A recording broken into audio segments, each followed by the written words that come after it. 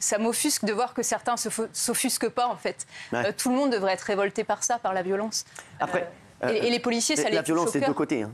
C'est ce que me disent aussi. Ils disent, voilà, Sauf que ce n'est pas la même violence. Nous, on a le droit, on a une violence légitime. C'est-à-dire que pour répondre à un certain nombre d'exactions, on a le droit de faire usage de la force de manière proportionnée, de manière responsable.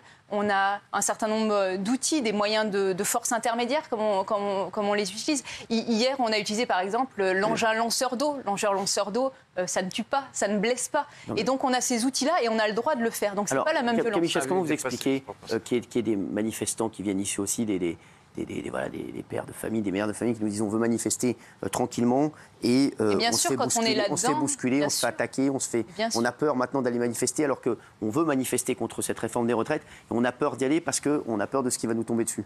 Mais ils ont raison, quand on voit le pré-cortège, il y avait 20 000... Donc pour vous, c'est toute la faute des Black Blocs, des casseurs. Comme je vous dis, la plupart des manifestations, elles se passent bien, mais quand vous avez 1500 à 2000 éléments radicaux dans un pré-cortège qui bloquent tout, qui commencent à commettre des exactions, bien sûr que moi, personnellement, je n'irai pas avec un enfant dans ce type de manifestation. C'est dangereux. Et donc, je comprends les familles qui sont inquiètes dans ce cadre-là. Après, une fois de plus, il y en a plein qui se passent bien. Et moi, j'aurais un seul mot pour ceux qui veulent manifester, c'est faites attention à vous et si vous voyez des éléments radicaux, dissociez-vous de ces groupes-là. Mettez-vous pas en danger parce que certains exercent des violences.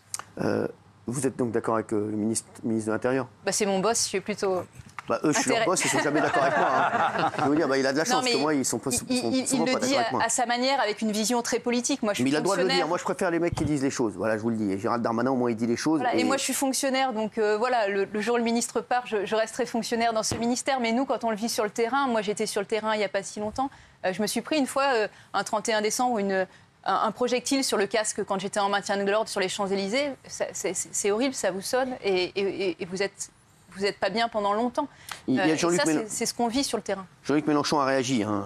Le maintien de l'ordre, hier, a tourné une fois de plus à une absurde violence générale.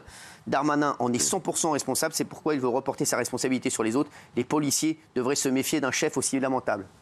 Non, je ne suis pas d'accord. Ouais. On ne peut pas être d'accord avec ça. Quand on est présent, il y avait hier 5000 policiers et gendarmes sur la manifestation. Quand on a vécu ce qu'ils ont vécu, on ne peut pas être d'accord avec ça. Oui, pour vous, Géraldine, vous êtes d'accord avec le ministre de l'Intérieur ? Moi, je suis d'accord avec M. Darmanin et je trouve qu'encore une fois, M. Mélenchon est irresponsable quand il parle de la police.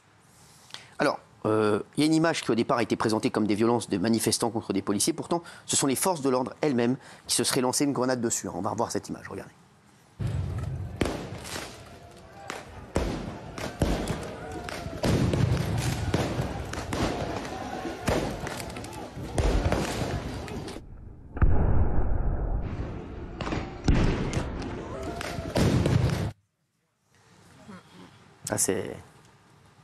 C'est des choses qui arrivent malheureusement. Les grenades, il y a une méthode d'ouverture de la grenade. Il y a des méthodes de lancer et puis des fois il peut y avoir des accidents malheureusement. Donc voilà, je ne sais pas exactement ce qui s'est passé dans le détail, mais c'est des choses malheureusement que j'ai vécues sur le terrain qui peuvent arriver. Et voilà, les collègues ont eu le bon réflexe d'évacuer rapidement la personne. Alors, je vous ai fait un petit peu réagir sur les manifestants. Je voudrais avoir deux images là, qui sont importantes. Du côté des manifestants, on dénombre plusieurs personnes donc blessées ou mutilées lors de cette journée de manifestation. Regardez.